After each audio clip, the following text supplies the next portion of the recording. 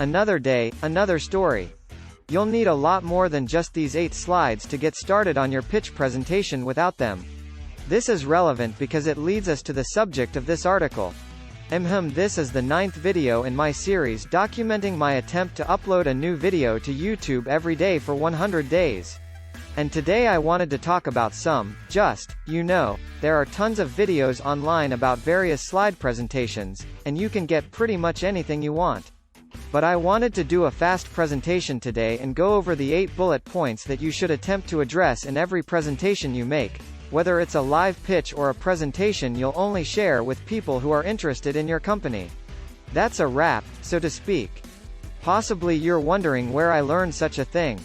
I've been a London-based VC for the past 3 years, investing in Farfetch and the recently unicornified Bestir Collective. In Oslo, Norway, where I am based, I have also been operating an investor accelerator, where I have instructed investors, namely those who wish to learn how to invest in businesses. Additionally, I have both managed and sold a business.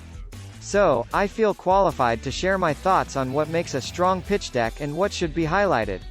Without further ado, here are the 8 points you absolutely must cover in your slideshow presentation. Alright, let's get into it. Slide 1. This is one that often gets neglected or overlooked because hopefully when the world unlocks and you're pitching live again, you're pitching at a demo day or at any event and you're sort of pitching in an order of 10 to 20 companies, right? Since you'll be entering the stage shortly after the presentation begins, the first slide will likely remain on the screen for some time. As soon as one startup exits the stage, the mix and any other necessary components are handed off to the next.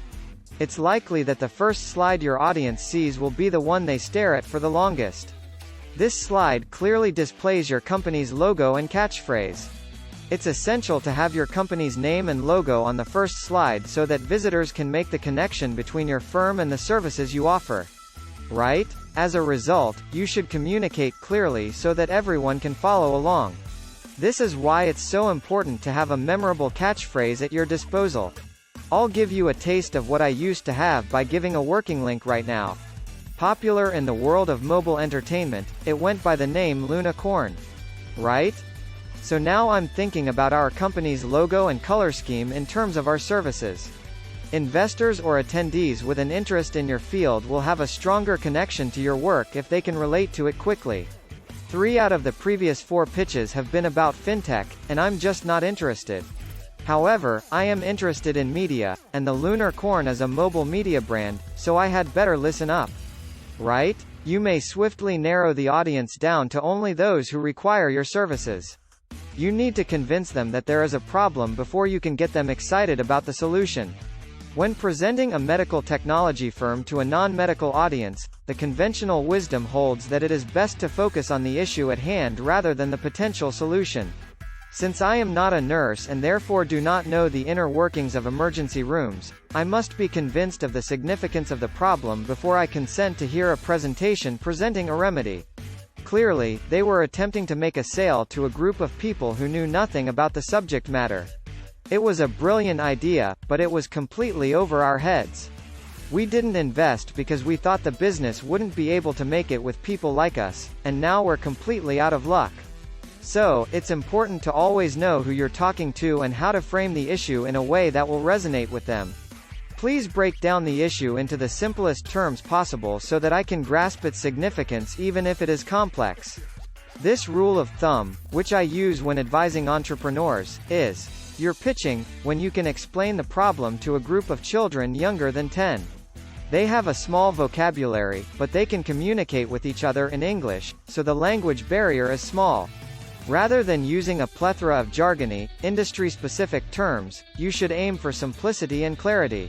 So, you think that third option is the best course of action, but what are you going to do about it? However, the ability to convince your audience that they are right after you sell them a problem and then proceed to tell them how to solve it seems to be missing at the moment. If your suggestion is so obvious that they'll wonder how they ever lived without it, you'll both come out ahead. The minds of these young men and women boggle. To add doubt, I'm not confident they're the best team for the job. Just how much do they captivate you? Right. You will still win over your audience if you can come up with a unique solution that hasn't been proposed before, and you might even put yourself in the company of, smart people who have developed a novel and ingenious idea. Because of this, the clarity of your solution is irrelevant. You will still impress the masses. Live audiences are more likely to focus on the presenter and any visual aids, so make sure your solution is as simple to understand as the problem you're trying to solve. Visually interesting slides should support your persuasive words. Don't duplicate what's on the slides or overload the presentation. They're meant to supplement your speech, after all. In other words, you've found a problem, demonstrated that your solution is superior, and won over your target demographic. But how big is the market, exactly? Number 4. Size of the market is now the fourth factor to think about.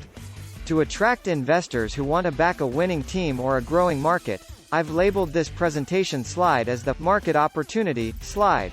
So, blockchain and fintech are examples of thriving markets. The rates of growth in those sectors and markets are indicative of their widespread appeal right now. To that end, if you're looking for a simple term that everyone knows at the start of an industry, but which alienates its cogs, let me know in the comments if you've heard of CAGR, the compound annual growth rate of that industry. That's the equivalent of a 25% CAGR for your market over the next decade. The growth rate in the first year is 25%, in case you were wondering. It's a good idea because it grows by 25% every year. In other words, Lee doubles every 20 years. Now, conspicuously, the market is gaining steam and heading in the right direction. Right? The goal is to have the listeners, readers of the presentation think, wow, this industry is really expanding. I need to learn more about the company and the sector it operates in if I want to find a solution. As a founder, you should always know your numbers. If you meet founders and are interested in investing from a venture capital or personal perspective, you should always know your numbers. If you don't, I'll wonder if you've done your diligence, your due diligence, into this industry. Hey, I was hoping you might be able to tell me roughly how rapidly it was developing. Where are the main players hiding? Let me show you a simple way to get the CAGR and momentum figures you need for this slide in your presentation. However, you should keep an eye out for possible competitors so that you can study their strategies. You can learn more about their process by looking at videos or presentations from previous demo days or events if they have a website. All of that information and evidence could have been found. Before investing a lot of time and energy into research, it's a good idea to take a look at what your competitors have done. I have a startup buzzword dictionary, and one of the most important phrases in there is traction slide, which describes the fifth and final slide. The Startup Lexicon Guide was written by me. Details on how to buy it are provided below. The Cartoon Industry Field Guide. In the context of this article, traction means that your business is growing and that your team and product have proven themselves capable of delivering a successful outcome. Gaining traction over time means, quite simply, that your audience is growing. Right?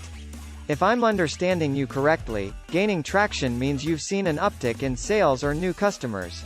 Early-stage founders often find themselves saying things like, hey, we just started, we don't have any traction, but the way traction is phrased is more important than having it or not. So, the holy grail of traction is a combination of revenue and customers, as well as month-on-month growth, week month-on-month growth, and all that other good stuff. Right? Without them, all you've done to gain traction is put together a great team to work on your business. As you put it, we've been actively seeking 2 co-founders. We knew something that nobody else did. It was expected that we wouldn't have a technical co-founder. We felt like we needed a co-founder with expertise in marketing. The 2 of them were lost, but we found them and brought them inside. This is known as traction. You assembled a dedicated group of people. Traction is also the preliminary discussions with your target market. Whether you commissioned a research report or asked 2,000, 200, or 20 people about their needs and wants in this product category. You've moved forward, which is progress. What better way to demonstrate your team's ability to deliver on time than with a simple timeline?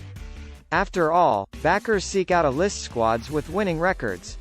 Here is a sample of a timeline from a presentation I gave 2 years ago. I need to see evidence that what you're promising to do in the long run is actually occurring over a reasonable time frame.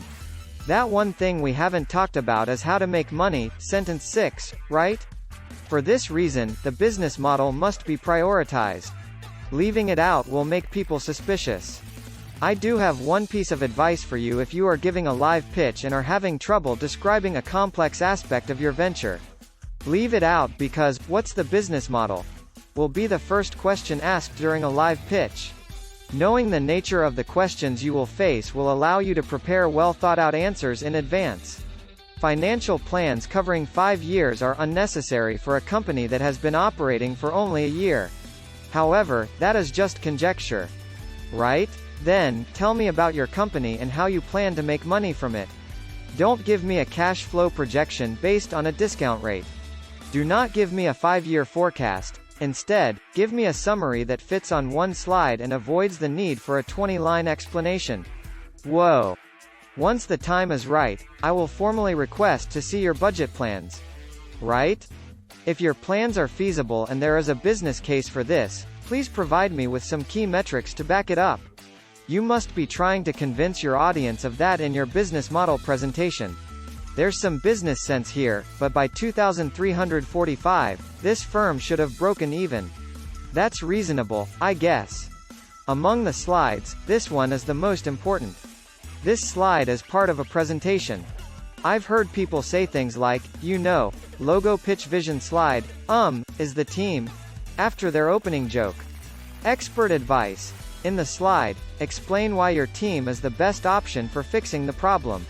It stands to reason that a single founder who is also aware of their own limitations would be attractive to an educated investor who is looking for founders who are aware of their own limitations, rather than pretending to be aware of it when they are not.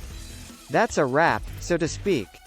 For example, co-founders who share a similar academic background might agree, "All right, well, we know that we're just a finance majors or whatever," before forming the company.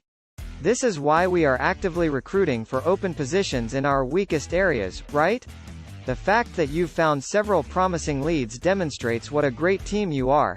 However, you need to raise funds to hire them. Right? You've started making moves, then, to find the people who can help you decipher the known unknowns, right?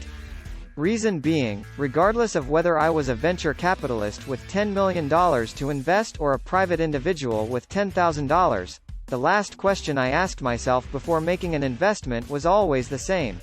Prior to making a financial commitment, I always consider whether or not the proposed team has the necessary skills and experience to carry out the proposed plan. In addition, if there is only one founder, I wonder if they will be successful. Has the drive and commitment to locate and persuade the best candidates, or does this team have the right balance of members to work together effectively? My knowledge of the squad thus far entails. The remaining 81 are a breeze. Similar to the first one, this one is only half a slide long, but it asks the all-important question. Think about it. After all, this is a story, right? What, if anything, is the ultimate punchline of the joke? You've done a thorough investigation. Can you share your findings about the nature of the issue and the best way forward?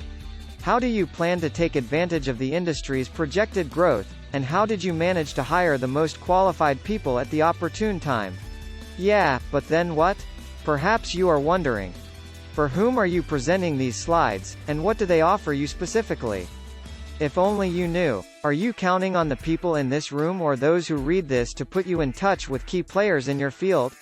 Hi, I was wondering if you were looking for specialized assistance. Do you want to raise capital? What do they contribute to the debate? As a result, never end without asking for something, preferably anything substantial. There was a farewell and a connection made. Please know how much I appreciate it if you do. I'm the main attraction, of course. The reason why startup owners are so keen on having their logo plastered all over their bodies is that it helps to put a face to the name. When you're live pitching, you want people to associate your logo and color with your name and approach you during the ensuing mingling period. Say something like, "Hey, we're the guys in the blue tops with the girls in the yellow tops." That sums up my 8 points. In either a physical or virtual presentation, it is essential to incorporate. That's fantastic news if it is. Feel free to check it out. In the continuation, I hope you'll join me again. Please consider subscribing to our channel, and I'll be back tomorrow with another update. In all seriousness, thank you. Oh, wow.